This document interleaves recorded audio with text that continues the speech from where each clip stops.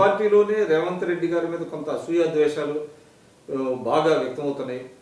ఆయన్ని తొక్కాలని చూస్తున్నారు తెలుగుదేశంలో. ఆయన బయటికి వెళ్ళిపోవాలని ఆయన కూడా ఆలోచిస్తున్నారు అనేటువంటిది ఒకటి వినపడుతుంది. ఇప్పుడు మీరు అడిగినటువంటి ప్రశ్నలోనే ఒకటేమో మొదలు రేవంత్ రెడ్డి గారికి పార్టీ మీరు అందరూ ఇస్తున్న అవకాశాలు ఆ విధంగా ముందుకెళ్తారని ఒక ప్రశ్న వచ్చింది. మరొక ప్రశ్న మీ నుంచెల్లే రేవంత్ రెడ్డి గారు అనగదొక్కుతురు అని చెప్పిన ప్రశ్న మళ్ళీ మీ నుంచే వచ్చింది. అంటే ప్రజలలో ఈ విధంగా గందరగోళాన్ని ఇప్పుడు అడుగుతున్న ప్రశ్న మీ స్వతహాగా అడుగుతున్నా కాదు, ప్రజలలో ఉన్నటువంటి దాన్ని మీరు అడుగుతున్న నేను భావిస్తున్నా.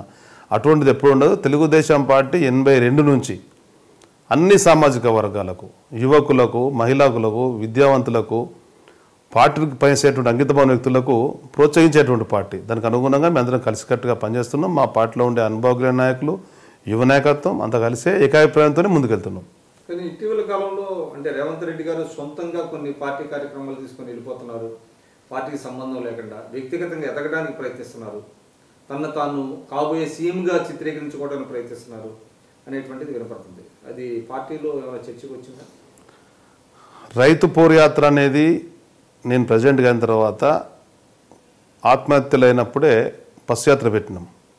దానికి అనుగుణంగా రైతు పోరుయాత్ర అని చెప్పి అనేది నేను ప్రతిపాదించి రేవంత్ రెడ్డి గారు శాసనసభ్యులు ఉన్నారు కనుక యువ నాయకత్వం ఉన్నది, ఆయన ప్రజలకు పరిగెత్తగలుగుతాడు, రైతులతో కలిసి ముందుకెళ్ళగలుగుతాడని చెప్పిన ఆలోచనతో ఆయన దాన్ని తీసుకుంటే అందరం కూడా ఆమోదించి వెళ్ళ జరిగింది.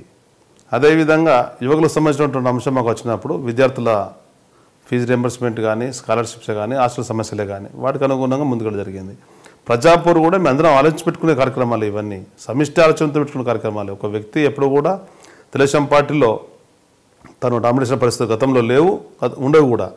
అందరి ఆలోచనకు అనుగుణంగానే ఆయన శాసనసభ్యుడిగా ఉన్నాడు. ఆయనకు ఒక అదనపు వేదిక ఉన్నది, ఇటు పార్టీ వేదిక ఉన్నది, అటు శాసనసభ వేదిక ఉన్నది. శాసనసభలో తెలుగుదేశం పార్టీని వాయిస్ను గట్టిగా తీసుకెళ్తున్న ఒక దురాచరణతోనే కేసీఆర్ గారు కుట్రమని ఏదో విధంగా ఏదో కారణం చూపించే సస్పెండ్ ఇస్తున్నటువంటి పరిస్థితి. కనుక ఇందులో ఎక్కడ కూడా ఎవరి పట్ల కూడా ద్వేషాలు లేవు, ఈర్ష్యాలు లేవు, అందులో తెలుగుదేశం పట్ల ఉండవు అనేటిది జగమైన సత్యం. కానీ ఆంధ్రాలో చూస్తే మీకు పార్టీ ప్రెసిడెంట్, వర్కింగ్ ప్రెసిడెంట్ అనే 2 పదవులు లేవండి. కానీ తెలంగాణకు వచ్చేటప్పటికి ఎందుకు పెట్టారు ఆ విధంగా? పార్టీలో ఉండేటువంటి సీనియర్ నాయకత్వం అంతా తెలంగాణ రాష్ట్ర నాయకత్వం కావాలని మా అధ్యక్షుల వారిని కోరిన పరిస్థితి, వారికి సంబంధించినటువంటి అనుమానాలలో కూడా ఆలోచన ఉండే. నన్ను అధ్యక్షుల వారు అందరి ముందే మాట్లాడేసి రమణ ఉంటే బాగుంటుంది, మందుతో కలుపుకోవేసుకొని అనుభవంతో ఉన్నటువంటి వ్యక్తి కనుక మీరు క్యారీ చేయండి అని చెప్పినప్పుడు నాకు నేనుగా ఆడు కాంగ్రెస్ పార్టీలో ఒక నూతనంగా వచ్చినటువంటిది ప్రెసిడెంట్, వర్కింగ్ ప్రెసిడెంట్, అదేదో బాగుంది అనొచ్చంతో నేనే అధ్యక్షుల వారి ముందు ప్రతిపాదించిన. అది నేనే ప్రతిపాదించిన. అన్నాడు దయాకర్ రావు గారు సీనియర్గా ఉండరి, ఆయన కూడా ప్రదర్శన పదవి కోరుకున్న పరిస్థితి కనుక వర్కింగ్ ప్రెసిడెంట్గా ఉన్నట్టయితే ఆయన అనుభవాలు కూడా పార్టీకి ఉపయోగపడతాయి, కలిసి పనిచేస్తామని చెప్పి నేను ప్రతిపాదించిన. దానికి అనుగుణంగా వర్కింగ్ ప్రెసిడెంట్ పోస్ట్ అనేది అది నేను క్రియేట్ చేసిందే, నాకు నేనుగా ప్రతిపాదించుకుంటాను. పార్టీలో ఉండేటువంటి ఒకప్పుడు ఎన్టీ రామారావు గారిని తెలంగాణ ప్రజలు గుండెలలో పెట్టుకున్నారు.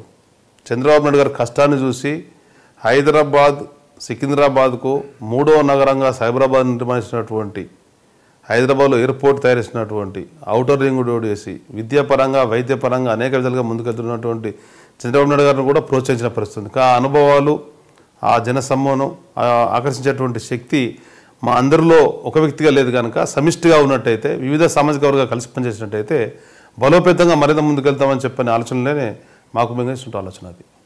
సో అంటే మీరు ప్రపోజ్ చేసిందే వర్కింగ్ ప్రెసిడెంట్ అంటారు? నేను ప్రపోజ్ చేసింది అందులో పార్టీలో. సో అయితే ఇప్పుడు చెప్పండి అంటే ఇప్పుడు అంటే పార్టీలో చాలా కమిటీలు అవన్నీ వేసినప్పటికీ అన్ని కమిటీలు బాగా పనిచేస్తున్నాయి. వాస్తవంగా పార్టీకి ఒక క్యాలెండర్ అనేది ఉండేది ఒక ఏకైక తెలుగుదేశం పార్టీ. అన్ని ప్రోగ్రాంలకు ప్రోగ్రామ్ కమిటీ కూడా ఉంది, మాకుంది. పేన మానాడు నుంచి ఈ మానాడు వరకు కొన్ని కార్యక్రమాలు తీసుకున్నాం, మళ్ళీ మానాడు నుంచి మళ్ళీ తీసుకుంటాం. నెలవారీగా ఎగ్జిక్యూటివ్ సమావేశాలు, 3 నెలలుగా జనరల్ బాడీ సమావేశాలు, ఈ విధంగా క్రమంగా నిర్వహించేటువంటి ఏకైక పార్టీ తెలుగుదేశం పార్టీ. అవన్నీ కూడా పర్ఫెక్ట్ నడుస్తున్నాయి.